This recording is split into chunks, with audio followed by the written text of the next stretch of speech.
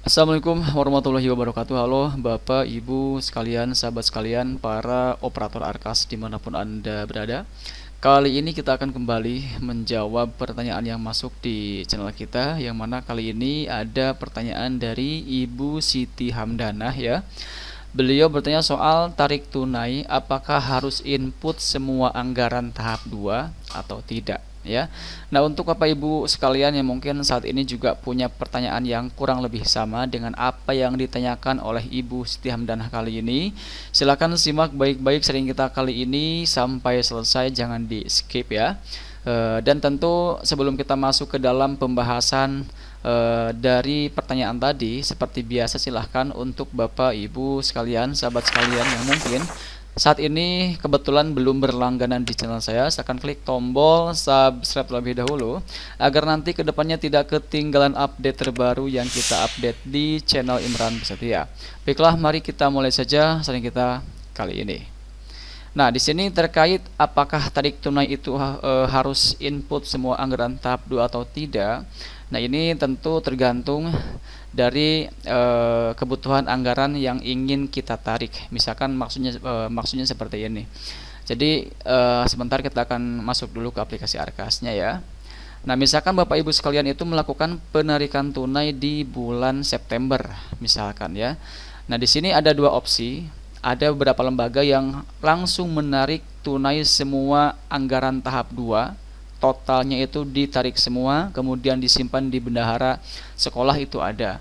Kemudian ada juga yang menarik tunainya itu tergantung dari kebutuhan dana untuk membelanjakan anggarannya. Misalkan yang ingin dibelanjakan adalah untuk program Juli hingga September, maka yang ditarik tunai hanya nominal yang bisa mencukupi untuk merealisasikan ketiga bulan tersebut, Juli, Agustus, September, itu ada yang seperti itu. Jadi tidak ditarik semuanya.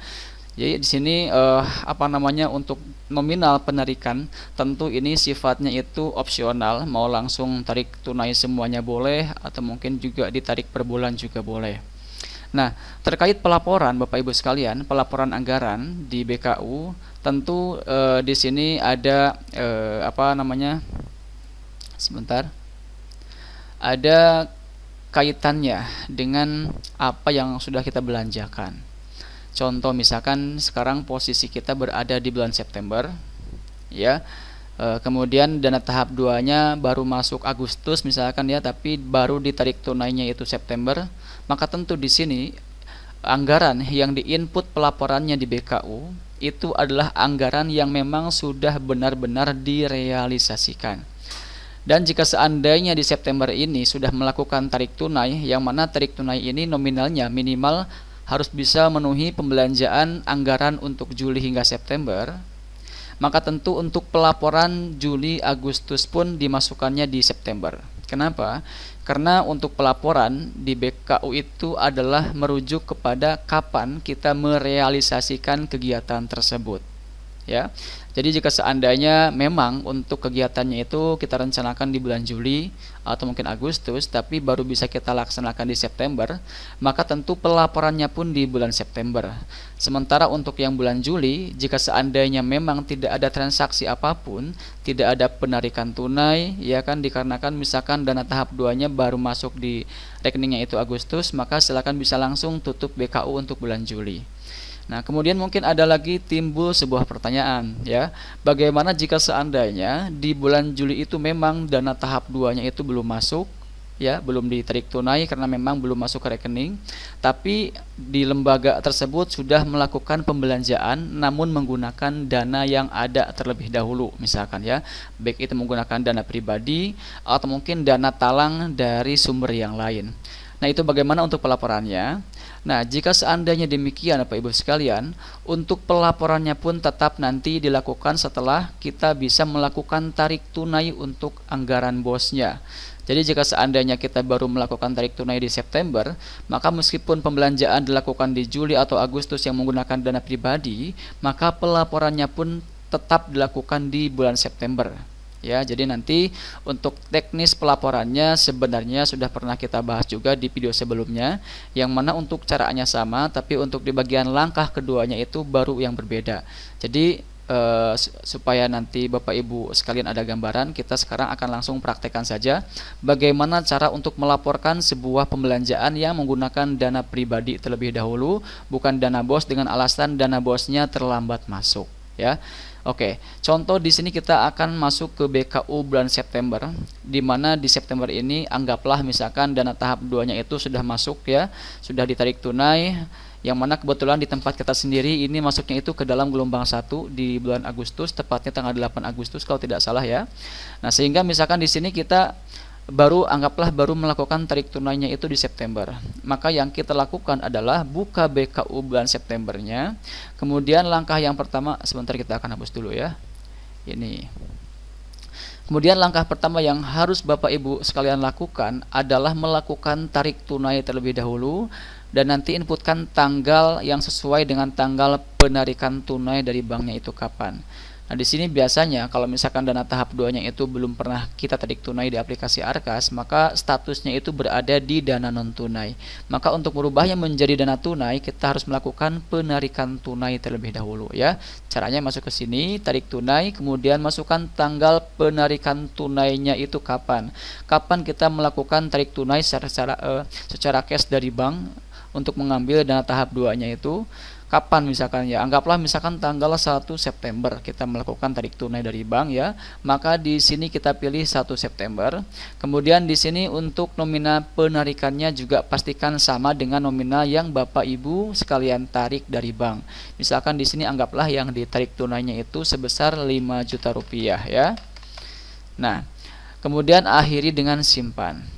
Nah, kenapa di tempat kita tidak bisa melakukan tarik tunai? Dikarenakan untuk saldo non tunainya ini sudah kosong, maka di sini pun kosong, sehingga kita tidak bisa melakukan penarikan tunai. Tapi untuk Bapak Ibu sekalian yang saldonya masih dalam keadaan non tunai, maka tentu di saat kita sudah memasukkan nominalnya, kita simpan, maka akan berhasil, dan nanti akan muncul keterangan seperti yang terlihat di sini. Ada keterangan Anda telah melakukan tarik tunai sebesar sekian di tanggal sekian. Nah, selanjutnya jika seandainya kita sudah melakukan tarik tunai di aplikasi Arkasnya, ya, kemudian langkah selanjutnya adalah menginput pembelanjaan yang sudah dilakukan menggunakan uang tersebut. Jadi uang yang ditarik tunainya tersebut sudah dibelikan kepada kegiatan apa saja, kepada program apa saja, misalkan untuk membayar honor atau mungkin membayar kegiatan PMT atau apapun itu. Dan sekarang di sini kita akan jelaskan bagaimana cara untuk melaporkan salah satu program kegiatan yang mana dilaksanakan atau direalisasikan namun menggunakan dana talang atau dana pribadi terlebih dahulu dengan alasan dana tahap 2-nya belum masuk. Nah, untuk caranya sendiri Bapak Ibu sekalian, ini juga sama, ya. Pastikan untuk langkah pertama kita sudah melakukan tarik tunai seperti yang tadi kita contohkan di awal. Nah, kemudian sekarang kita baru masuk ke bagian tambah pembelanjaan. Nah, contoh misalkan di sini kita akan melaporkan pembayaran honor untuk bulan Juli dan Agustus, yang mana honor tersebut dibayarkan menggunakan uang pribadi terlebih dahulu, misalkan, ya, menggunakan uang kepala sekolahnya atau mungkin menggunakan uang dari sumber lain. Maka di sini kita laporkan juga di bulan September setelah kita melakukan tarik tunai. Nah, di sini kita masukkan di langkah 1 ini kapan kita melakukan pembayaran honor tersebut. Nah, untuk langkah 1 ini Bapak Ibu sekalian, ini hanya bisa kita pilih minimal sama dengan tanggal penarikan, ya. Jangan sampai kurang dari tanggal penarikan, karena kalau misalkan kurang dari tanggal penarikan itu tidak akan terbaca untuk saldo tunainya. Nah, anggaplah misalkan kita melakukan transaksinya itu di tanggal 2, ya. Kemudian di sini transaksinya transaksi tunai, kemudian di sini kita centang karena ini bukanlah toko, kita masukkan nama gurunya. Misalkan nama gurunya ini, ya. Kemudian kita masukkan alamat, kemudian nomor telepon itu opsional, dan yang terakhir masukkan NPWP jika punya. Jika tidak ada langsung kita centang. Kemudian kita lanjut. Nah, di sini Bapak Ibu sekalian, yang membedakannya itu adalah di bagian langkah 2, sebagaimana yang tadi kita sampaikan di penjelasan, bahwa jika seandainya kita ingin melaporkan pembelanjaan yang menggunakan dana talang terlebih dahulu, yang menggunakan dana pribadi terlebih dahulu untuk di bulan Juli misalkan, maka di langkah 2 inilah langkah yang penting untuk bisa membedakan kapan transaksi ini dilakukan, apakah bulan sekarang atau bulan sebelumnya. Nah, ini di langkah 2 ini kita tentukan di bagian tanggal belanjanya itu kapan.